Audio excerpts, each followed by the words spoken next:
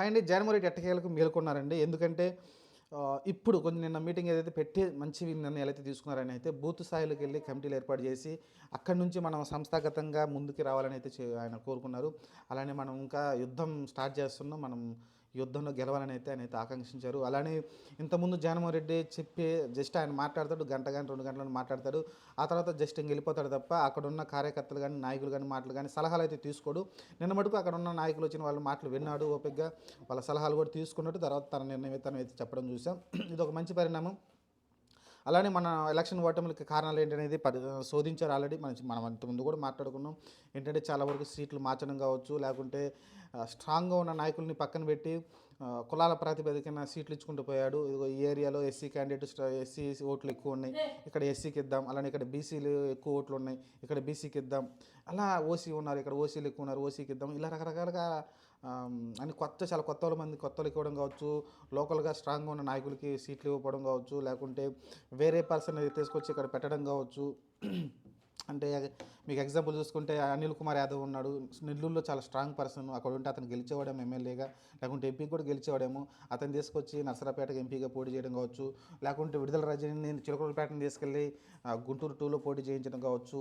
ఇలా ఇలా చిన్న చిన్న మార్పులు ఏదైతే చేశాడో ఆయన, ఆ మార్పుల వల్ల చాలా ఇబ్బందులు కలిగింది. ఎందుకంటే వాళ్ళకి స్ట్రాంగ్గా బేస్గా ఉన్న లోకల్ నాయకుల్ని ఇప్పుడు అనిల్ కుమార్ యాదవ్ నెల్లూరులో చిన్నప్పటి నుంచి అక్కడే పుట్టి పెరిగాడు కాబట్టి అతనికి స్ట్రాంగ్గా ఉంటుంది. అలాంటిది ఒకసారి ఎమ్మెల్యేగా 2 సార్లు ఎమ్మెల్యేగా గెలిచాడు కాబట్టి అతనికి అక్కడ సీట్ ఇచ్చుంటే బాగుండేది. విడుదల రజని కూడా ఇంతకుముందు గెలిచింది కాబట్టి ఆమె అక్కడే ఉంటే ఏమన్నా పోరాడి గెలిచి ఉండేదేమో. ఇలా అయితే తప్పుడు నిర్ణయాల వల్ల అయితే అలా జరిగింది. ఈసారి అయితే అలా జరగకుండా ఖచ్చితంగా ఆయన చెప్పుకొచ్చాడు. ఈసారి మీకు ఖచ్చితంగా ఫ్రీ హ్యాండ్ ఇస్తాను, కష్టపడే నాయకులకి సీట్లు ఇస్తానైతే నేను చెప్పుకొచ్చారు. అది ఒక మంచి పరిణామం. ఎందుకంటే అంతకుముందు కష్టపడే నాయకులందరూ పక్కన పెట్టేసి సడన్గా కొత్త వాళ్ళని అలానే కుల ప్రాతిపదికన సీట్లు ఇచ్చుకుంటూ వచ్చేసాడు. దానివల్ల అయితే నష్టం జరిగింది.